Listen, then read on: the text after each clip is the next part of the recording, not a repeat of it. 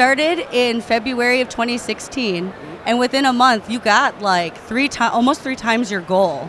Now I've heard that it's being taught in classrooms, and I've also heard of a film franchise coming up. Yeah. So Black was optioned by Studio 8, who's distributing films through Sony. And it's been a really great experience working with them. I actually just read a script treatment for it last week. And it's been a really interesting experience because movies are a lot different than comics. And it's something that when we started working together, I said to them, I'm like, I don't want you guys to make my comic into a film. I was like, just go make a film with whatever this idea is. And it's been amazing because they've come up with such cool stuff that I'm a little jealous. And I'm like, I kind of wish I wrote that. And I want to go back and rewrite the comic book almost, just so it's like I can use some of those ideas myself. But it's been a pretty amazing ride so far. That's so awesome, though, because I'm really excited about the movie franchise. I want to see it on the screen. And I was also wondering, what is it like to have something blow up so quickly? Like, what does it feel to watch it just like expand so quick, you know?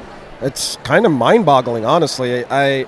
Within the first week of the Kickstarter, we hit our main goal, which was 30,000, and then all of a sudden I had to get like a manager, a lawyer, and there was movie offers the first day we launched it. So it was just this kind of head-reeling, roller coaster of a thing, and it was a learning experience too, because I didn't know anything about like media or having, a manager or, all of those things. So I think we're over the moon. Where the whole team is like really happy with the success of it. We're really glad that the concept has resonated with people. But I think I'm still in shock, like 2 years later, and I'm still sort of like this is our first year even having a table at Comic-Con, and it's just sort of like, oh wow, I guess we make comics. Yeah.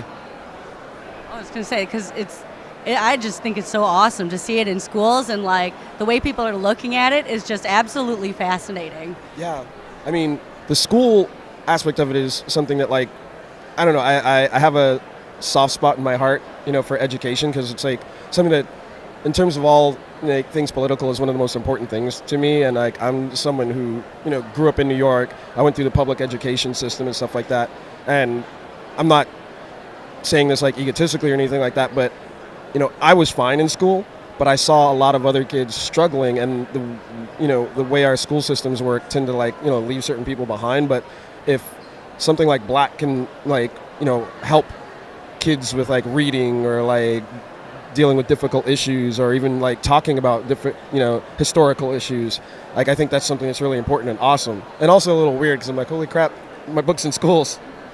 No, I agree. Like, education is super important, and that's why I really love your work too. Thank you. Now, one of the things I was wondering is that with Widows and Orphans, there's multiple different languages in it. I believe I saw Arabic, Japanese, and Russian, just to name a few. How do you handle doing different languages in a comic? Research, one. I only speak one of those languages, so it's like one of them was kind of easy. I speak a little bit of Japanese still. So that part wasn't too difficult, but when it got into Russian and like Arabic and stuff, I really had to like do research, check with people, and I was like, is this actually the right word? Because you can't always just trust Google Translate. But it's one of those things that, like, I love language, I love playing with it. We did a lot of that in Black as well. So, even just playing with like accent and patois is something that I really think, creates a richness in the comic book and like helps people, engage a little bit more with the story. So it's just something that I find fun. Yeah, no, and it definitely adds a lot of authenticity to the story, like when you do something like that. And I know that like in Widows and Orphans, there's also a lot of Asian culture mixed in with, I guess this would be perceived African American culture. Really, I think it's African Japanese heritage. Yeah. How much research goes into making it authentic and real? You know what I mean? Well, I think when it comes to like ninjas, the research is a little bit more like, mythical, because there's not a lot of text, that isn't just like, myth about ninjas. There's not a lot of like, here's what was real, here's what was fiction with them. So you have a lot of room to play. But in terms of like, Japanese culture, I used to live there. So there were things that like I already kind of like knew and could inject into it a little bit. And, also not going too far. Like, I didn't go into territories that I just didn't know. Like, ninjas are easy. You can watch a couple episodes of Naruto. It's like they throw things, they cut things, But when it comes to like, certain sections of a city or how, clubs and like, nightlife works. That's just something that I actually experienced and was able to bring back to the story. The characters that you create are also really well developed. Like, that's one of the things I really noticed in Widows and Orphans, especially when you represent, a person of color in Japan. What is character development like for something like this? I know that you mentioned that you have experience, so it's probably a little easier, but is there any additional things that you have to like look at and look up?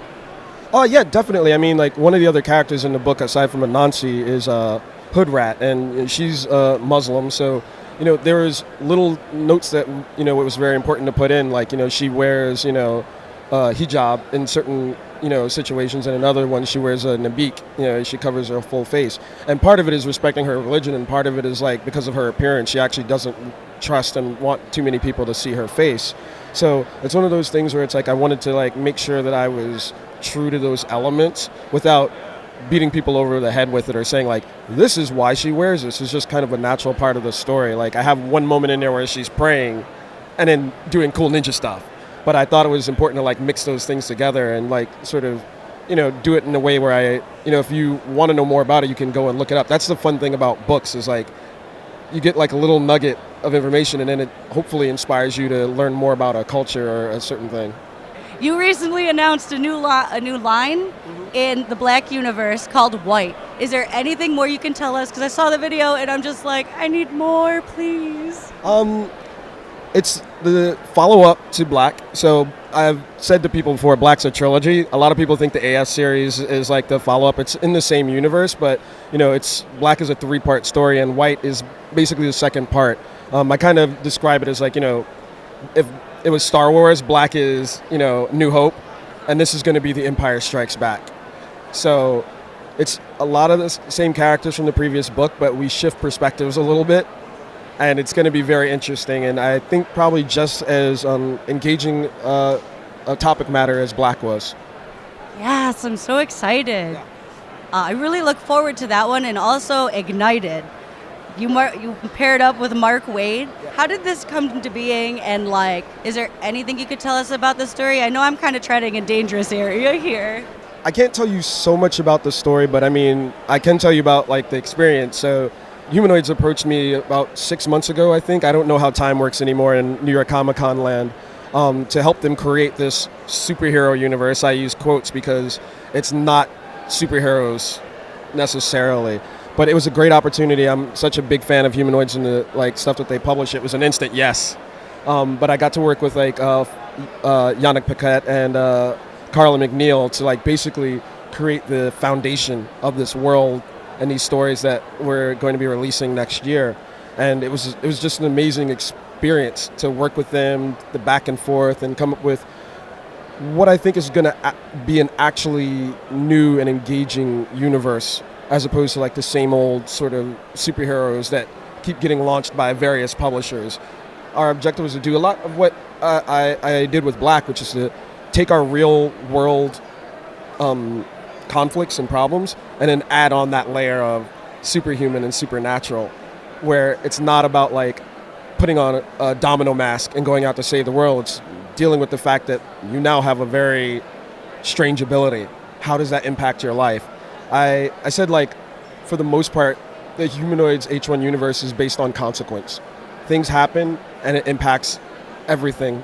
And we want to treat those things that happen to these characters and in these worlds with respect and with authenticity. So this doesn't happen, but if the Statue of Liberty were to get knocked down, that's going to impact the United States and all of these characters' lives. That's going to fundamentally change America. And those are the kind of stories we're telling, where it's not just like the event of the week or like two people battle. It's like it's our real lives, but with a superhuman element to it.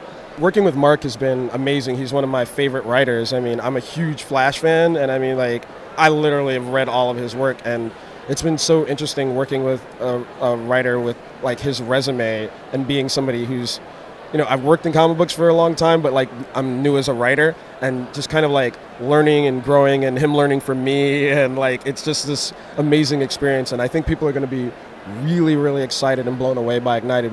We're doing something different. Now I know you've got a couple more projects in the works. I know there's Black AF Devil's Eye, right? Devil's Die, yeah. So the Black AF miniseries are going to continue. I'm taking a step back, from writing this one. I just did the plots. Vita Ayala is writing this story, working with Liana Kangas, and Devil's Die is, another shift. So Widows and Orphans is very like hyperkinetic ninjas, but it was also about slave trafficking, which is a real thing in the world.